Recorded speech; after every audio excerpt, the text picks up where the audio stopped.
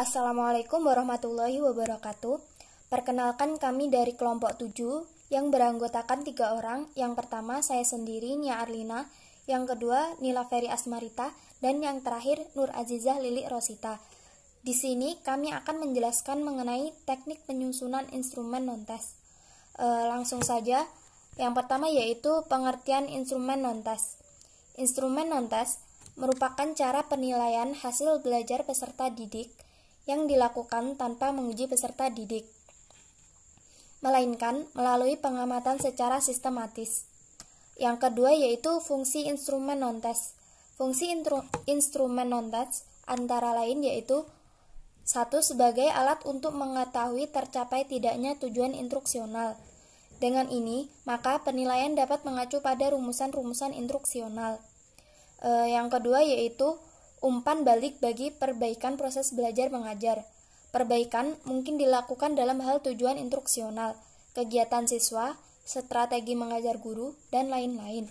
Yang ketiga yaitu sebagai laporan pengajuan belajar peserta didik kepada orang tuanya.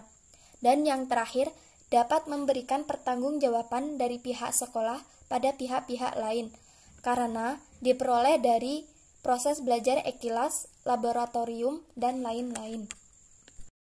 Baiklah, saya akan meneruskan presentasi dari teman saya, yaitu langkah-langkah penyusunan instrumen non-tes. Yang pertama, observasi. Observasi adalah teknik penilaian yang dilakukan secara berkelanjutan dengan cara mendengarkan dan melihat baik secara langsung maupun tidak langsung. Langkah-langkah penyusunannya, yang pertama kita harus menentukan tujuan observasi, yang kedua kita harus membuat layout atau kisi-kisi observasi, yang ketiga menyusun pedoman observasi, yang keempat menyusun aspek-aspek yang akan diobservasi, yang kelima melakukan uji coba pedoman observasi untuk melihat kelemahannya, yang keenam merevisi pedoman observasi berdasarkan hasil uji coba, yang ketujuh melaksanakan observasi pada saat berkegiatan berlangsung, yang kedelapan mengelola dan menafsirkan hasil observasi. Yang B yaitu penilaian diri. Penilaian diri adalah merupakan teknik penilaian terhadap peserta didik dengan mengidentifikasi kelebihan dan kekurangan sikapnya dalam berperilaku. Langkah-langkah penyusunan instrumen penilaian dengan wawasan adalah: yang pertama, menentukan kompetensi atau aspek kemampuan yang akan dinilai. Yang kedua, menentukan kriteria penilaian yang akan digunakan. Yang ketiga, merumuskan formasi penilaian, dapat berupa pedoman, skor, daftar tanda cek, atau skala penilaian. Keempat, meminta peserta didik untuk melakukan penilaian diri.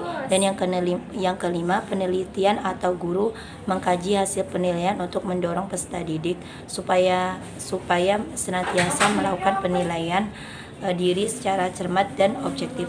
Dan yang terakhir yaitu menyampaikan umpan balik kepada peserta didik berdasarkan hasil kajian terhadap penilaian diri, dan juga membuat kesimpulan terhadap hasil penilaian dengan menggunakan penilaian diri berkaitan dengan pencapaian kompetensi sikap, spiritual, dan sosial peserta didik. Baiklah, selanjutnya akan diteruskan oleh teman saya. Baiklah, di sini saya akan melanjutkan presentasi selanjutnya, yakni penilaian antar teman. Penilaian antar teman adalah penilaian dengan cara meminta siswa menilai temannya terkait pencapaian kompetensi selama periode tertentu. Adapun langkah-langkahnya, yang pertama yaitu menentukan aspek yang akan dinilai, yang kedua menentukan kriteria penilaian yang akan digunakan, yang ketiga merumuskan format penilaian, yang keempat meminta peserta didik untuk melakukan penilaian secara objektif, yang kelima guru mengkaji hasil penilaian, yang keenam menyampaikan umpan balik kepada peserta didik, yang ketujuh membuat kesimpulan terhadap hasil penilaian, dan yang terakhir melakukan tindakan lanjut dengan mengacu pada hasil penilaian antar peserta didik. Selanjutnya yaitu catatan anekdot, yakni catatan informal yang dibuat guru sebagai sumber informasi yang subtematis mengenai perkembangan belajar siswa. Catatan ini berupa catatan tertulis mengenai sikap atau tingkah laku siswa. Adapun langkah-langkahnya yang pertama yaitu pengumpulan data melalui pengamatan langsung terhadap sikap dan perilaku siswa.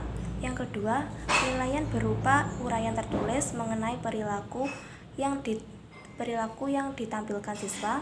Dan yang terakhir, catatan anekdot ditulis dengan singkat. Mungkin itu yang dapat kami sampaikan. Kurang lebihnya mohon maaf. Wassalamualaikum warahmatullahi wabarakatuh.